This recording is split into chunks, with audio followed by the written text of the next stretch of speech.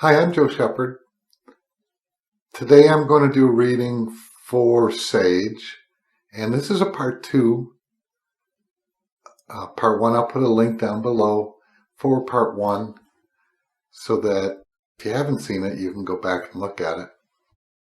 And today I have a couple of different objectives. One, I would very much like to speak more with the people I met. And two, Sage would like to know more about whether or not she has a thought form that needs to be detached. And so I'm going to do a second reading. Now, I got to tell you, those of you who watched my earlier movies, and I know they were, no, they weren't very good. One of the things I used to do all the time is I used to forget to turn the microphone on. And oftentimes I'd do an entire video and then I would find out that I hadn't had the microphone on. Well, I haven't done that in a long time. In fact, probably a year now at least. But unfortunately for Sage, I forgot I did this entire wonderful 40-minute reading for her, and I forgot to turn on the camera. So basically, it's like a silent movie. I don't remember what I said and what happened. I do remember one thing about where I went, and I'm hoping to find that same place again. And so here we go. Now, if I do find any dead spots where I'm quiet for a lengthy period of time, I'll edit that out so you don't have to pay too much attention to it. And I hope you enjoy the video, Sage. I hope you enjoy the spirit journey.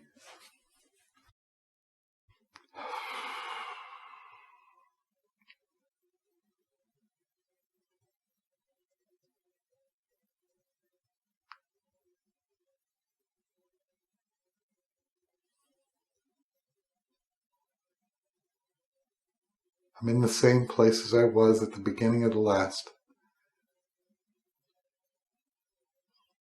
I'm looking at the same old truck and the same tree. I haven't figured out what that reference is for yet. And I'm looking out over the field.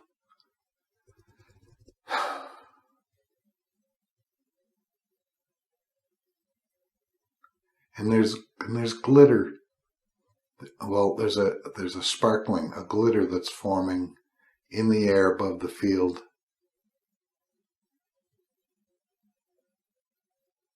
And now I'm racing into this glittery, energetic field and racing through it.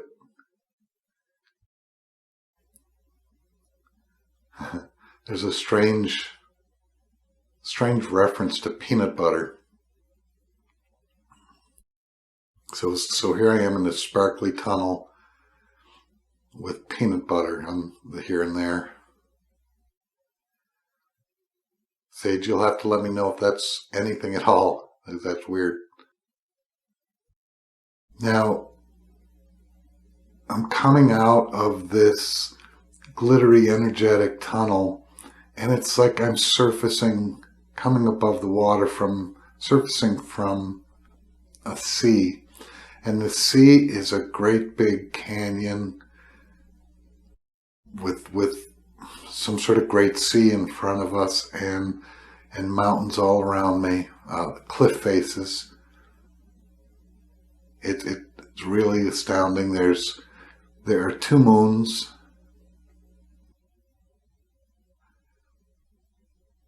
And floating ahead of me is a cabin,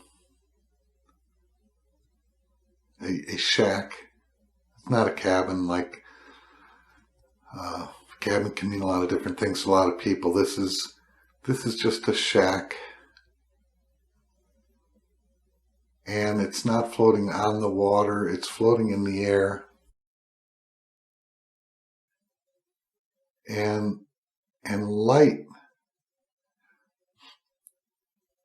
is forming a bridge between where I'm standing on the rocks, and there's seagulls. Well, something that looks like seagulls. The noise of seagulls.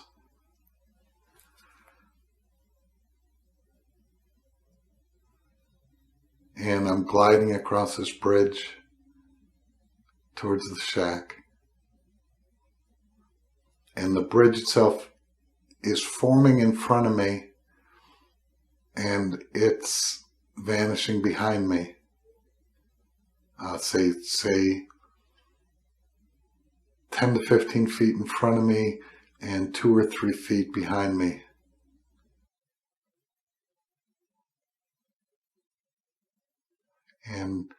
And we're arriving at the shack.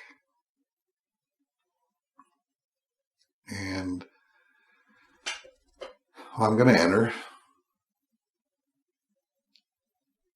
Seems like what I'm here to do.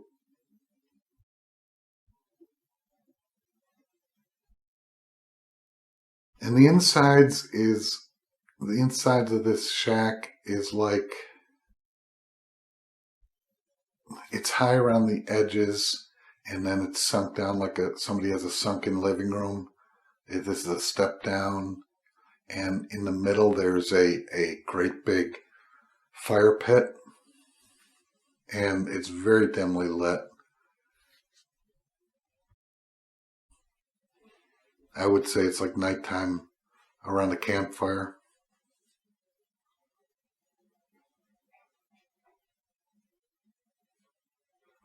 And there's a person on the opposite side, sitting down on the ground on the opposite side of the fire. I can't quite make her out. And I noticed that, Sage, you're bringing a lot of light into the room.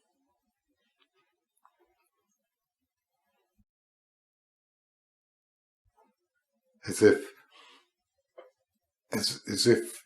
I didn't notice before, but it's as if you're with me, and when you step, the light goes out around you, around your footprints on the ground.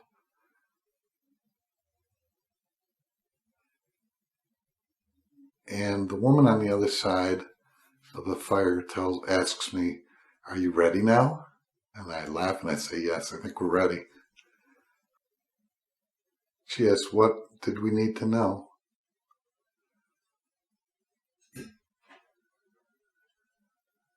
And actually, Sage, you ask, "What is this place?" And she answers, "This is a gateway between here and everywhere." And I look into the fire, and I can see in the flames, I see images of different places within the flames. I see an Indian tribe running. I see I want to say a spaceship, but it's a rocket, specifically a rocket. I see the city, the wonderful city everything's all mirrored. I see it flickering in the flames.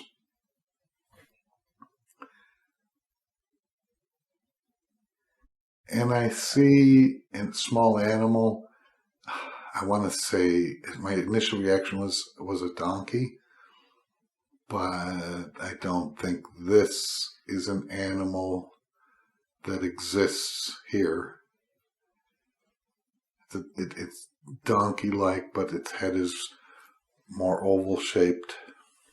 The fire is amazing. The fire is just amazing. There's just one picture after another within the flickering light, and I see what I think is like a river of lava flowing.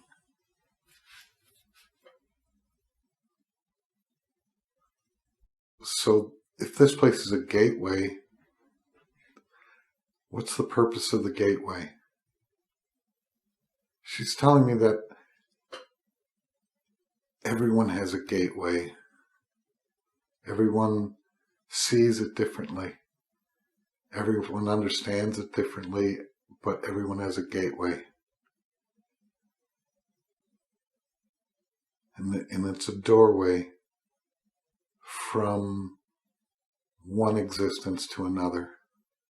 So if everyone has a gateway and everybody sees it differently, could this just be seen by one person as a door or a brick wall or a dandelion? What do you mean everyone sees it differently? She says exactly. Everyone's heart sees something differently. Everyone's heart reacts differently. Everyone's heart is brought to life differently. So is this Sage's gateway or is this my gateway? She says this is a gateway that we created together for this experience. And who are you?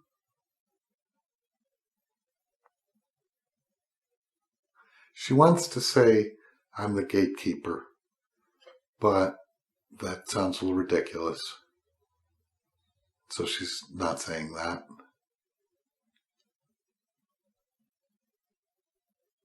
Life rises and flows and intermingles and joins and grows. And any one of us can be thousands of entities.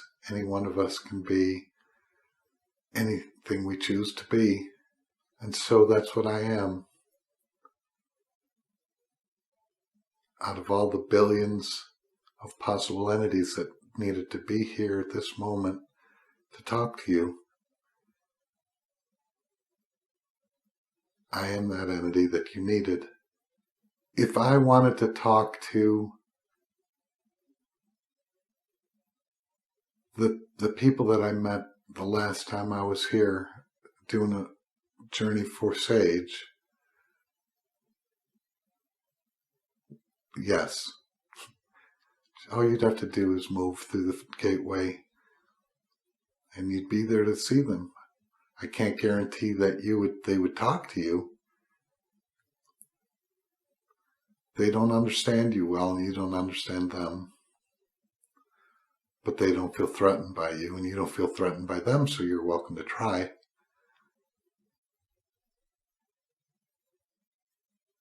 Okay, what about Sage? Does Sage have a thought form? Sage has had 1,000 thought forms. She's had 1,000 thought forms today. They come and they go. Okay, but what can you show me if there's one there that's holding her back?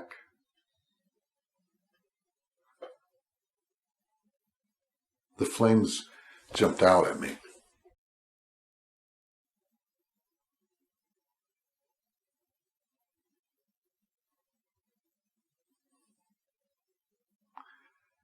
She's telling me, Sage, that you're here for a reason, but you've only partially succeeded in identifying and implementing what it is you intended on doing. She says it's that way for everyone. If you look behind Sage, there's so many images, so many paths, so many passages, so many ideas, and so many chances, and so many directions, so many opportunities. It's that way for everyone.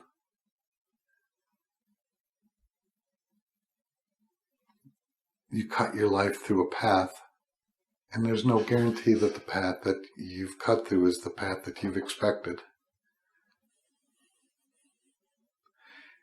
In front of me, the vision's changed. I see a long square tunnel. The sides are a glowing greenish color, and I'm moving along, and at the end of the tunnel, it's almost like I'm seeing an animal. I'm seeing a lion, I think, or something that resembles a lion. And now I'm, best I can tell is I'm in some sort of wilderness, some sort of, I don't want to say jungle because there's not a lot of trees here. Long plains of grass and tall grass and dry ground.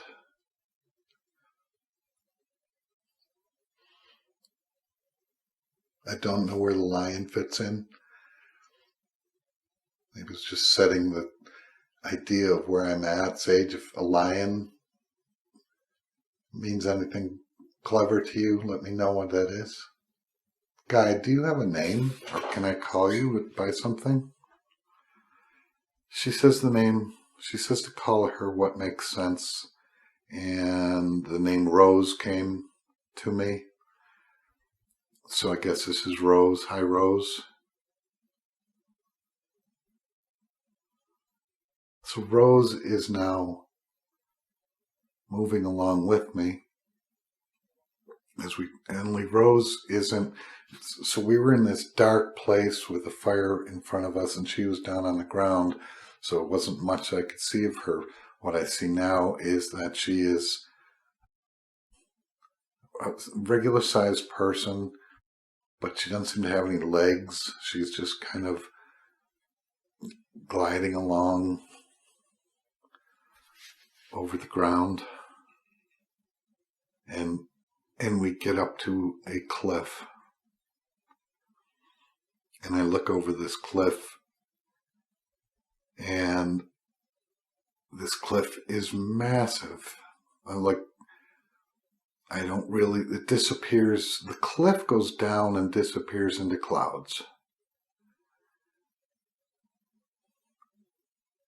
What is this, Rose? The world is vast. The world is infinite. For every choice you make, you'll make 100 others. Every possibility is explored. Every possible way is looked at. Every lesson to be learned can be learned. Sometimes the path takes you in extraordinary ways, and sometimes the path takes you in painful ways. Sometimes you'll learn young what it's like to have to leave loved ones behind, and other times you'll grow to a very old age. But you'll always have the opportunity to do it again, to try it a different way, to try a different experience, to go in a different direction.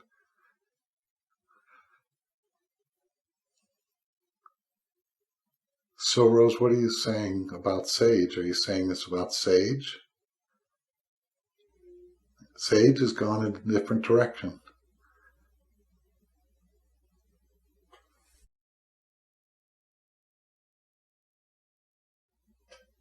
She's saying Sage is learning. Sage is learning new things, and entirely new ways of living, and entirely new ideas, and experiencing entirely new directions. And she's pointing out that every new direction carries risks, and you can take a risk and you can reap the benefits of that, whether they be positive or negative, detrimental or healthy. But you can have that experience. Or you can follow a well-trodden path. You can use the time to your advantage to learn and grow, or you can use the time to comfort others, or you can and shelter yourself, or you can use the time to just understand existence and life. There's no right or wrong.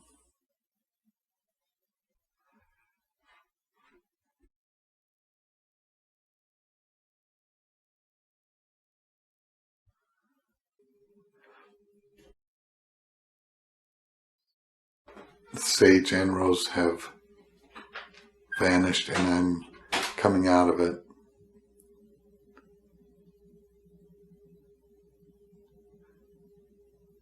The world's returning to this world. Wow, that was amazing. I can't even tell you how strange it is to open my eyes and be here. That's just how vivid all that is to me. Although I think I need to probably learn better of how to describe it. I don't know. You could let me know how I'm doing on describing it and painting the picture of what's going on. I don't exactly remember everything that was said. I'll have to go back and watch the video. Sage, let me know what you think of this video or this soul journey, and everybody else who sees this. If you liked it and enjoyed it or are curious, please click like, please click subscribe so that you can see future videos.